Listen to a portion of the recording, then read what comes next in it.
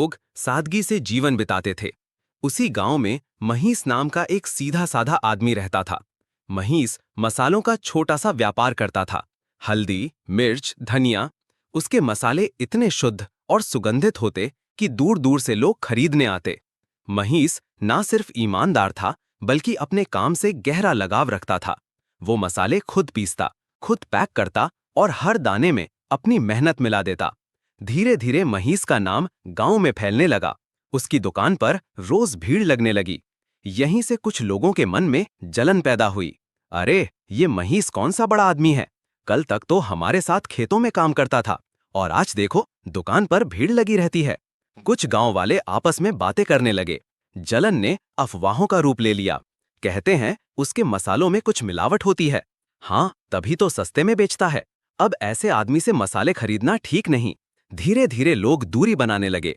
महीस की दुकान वीरान हो गई। महीस बहुत आहत हुआ, लेकिन उसने किसी से शिकायत नहीं की। वो चुपचाप मंदिर गया और भगवान से प्रार्थना करने लगा। हे भगवान, मैंने तो कभी किसी का बुरा नहीं चाहा, फिर मेरे साथ ऐसा क्यों? उसी रात उसे सपना आया।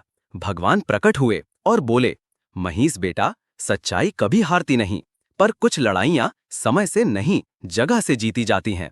ये गांव छोड़ दो, एक नई जगह जाओ जहां लोग तुम्हारे हुनर की कदर करें।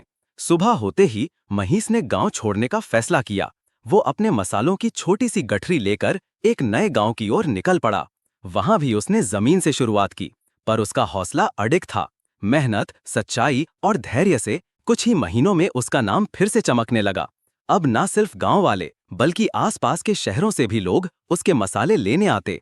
एक दिन पुराने गांव के कुछ लोग उस नए गांव में आए, और जब उन्होंने देखा कि वही महीस जिसकी उन्होंने कदर नहीं की थी, अब पूरे क्षेत्र में प्रसिद्ध हो चुका है, तो वे शर्म से झुक गए। महीस ने उन्हें गले लगाया और मुस्कुराते हुए कहा है तो वे शर्म से झुक गए। महीस ने उन्हें गले लगाया और मुस्कुराते हुए कहा, लेकिन उसको लाइक सब्सक्राइब नहीं किया।